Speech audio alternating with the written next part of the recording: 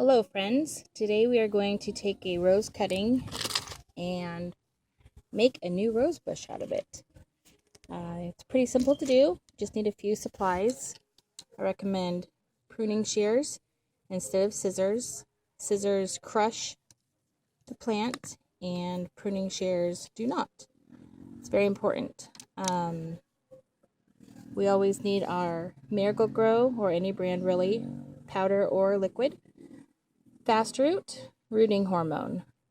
The active ingredient is the acid that you want. A lot of people use the B12. That is not the same thing. Or people use the stuff that makes the roots grow better once transplanting. That is not the same thing either. We want the rooting hormone. Other than that, what we have here is some potting mix, which happens to be Miracle-Gro. Any brand is probably fine.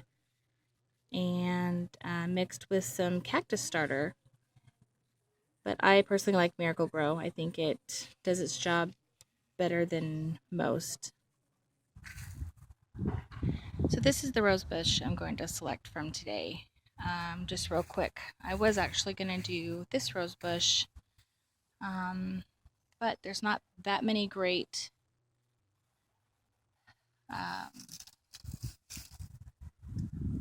stems that I'd like to use.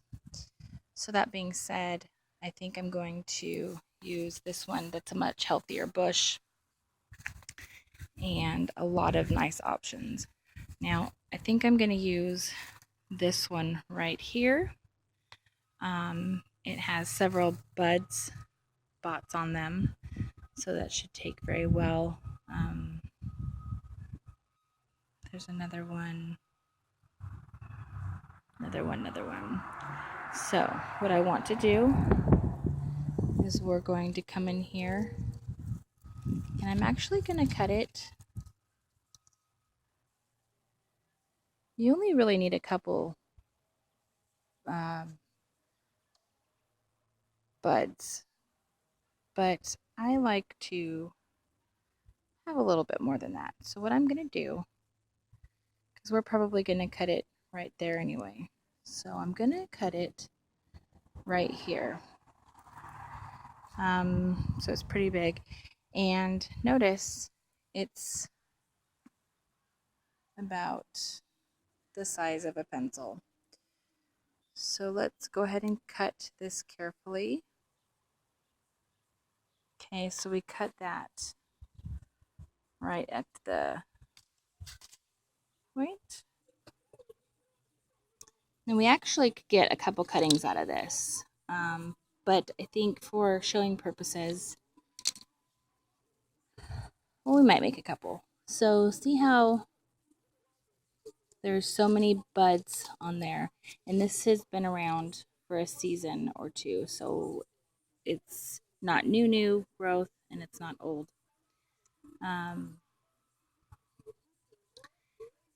It's actually a pretty good one. So what we're gonna do, and this is pretty long, is so we have 1, 2, 3, 4, 5, 6, 7, 8, which is a lot. So I'm gonna actually make a diagonal cut so we have more room for root growth. All right, and this actually has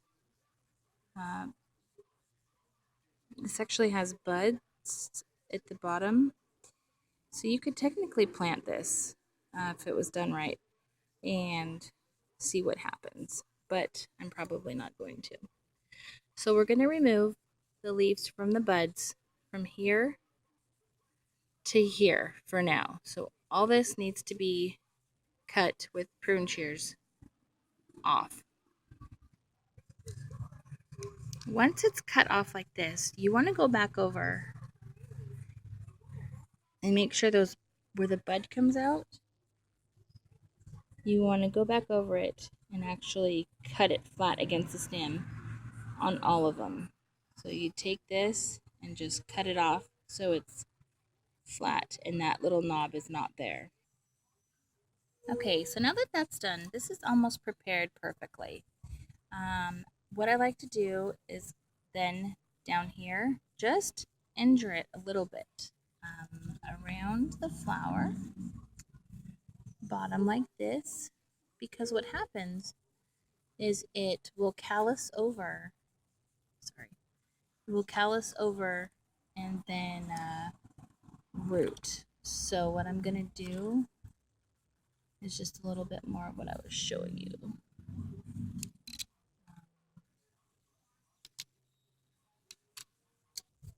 And this is easily done with a knife. So this is all done about like that.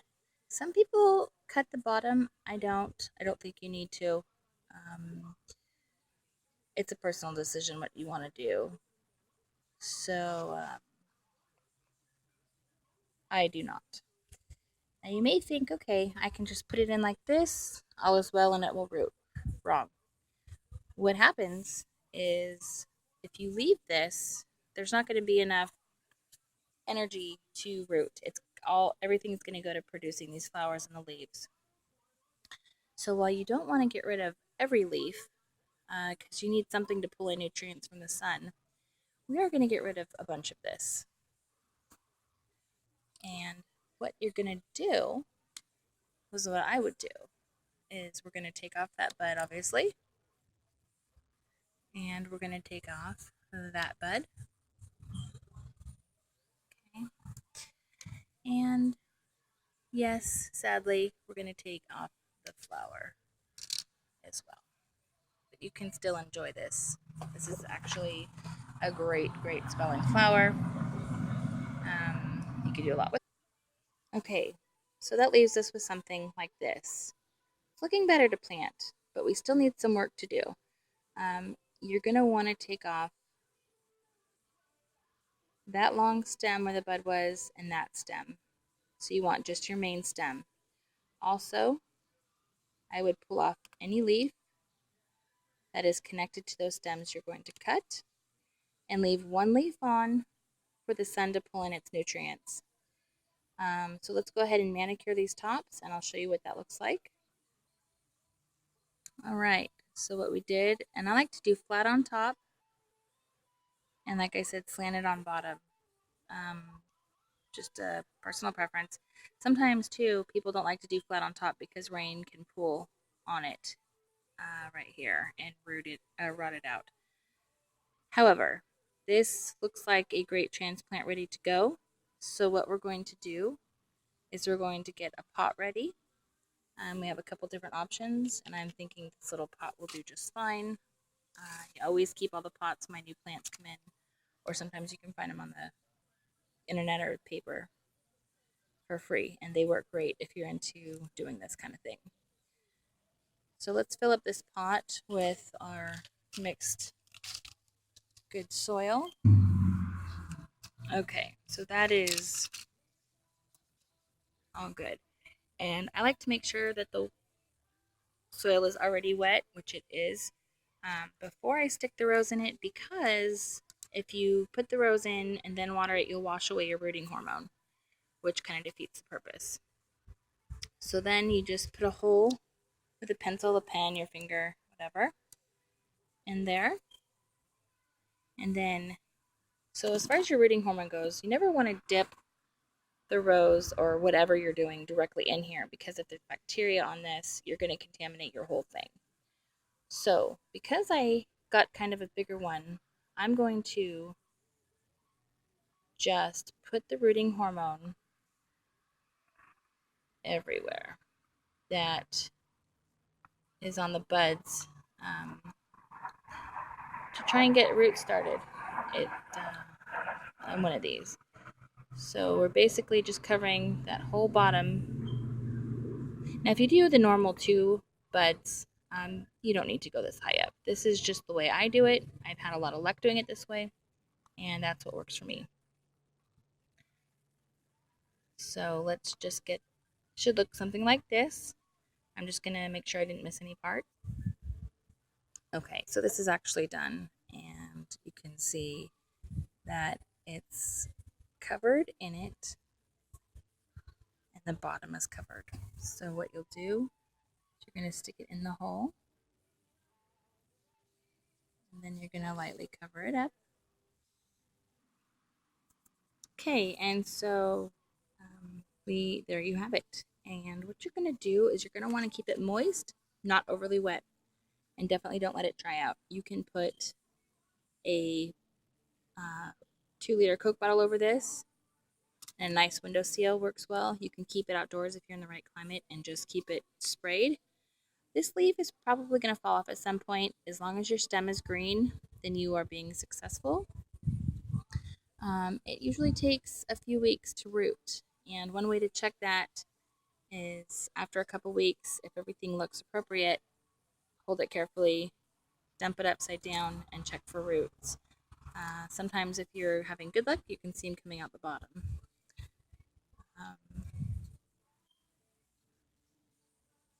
I personally just keep mine outside. If it's, our climate's pretty good here, so they do well with just a spritzing once a day. And I've had quite a bit of luck with this. But anyways, that is how you do it. If you have any questions, feel free to write or go ahead and leave a comment. Good luck!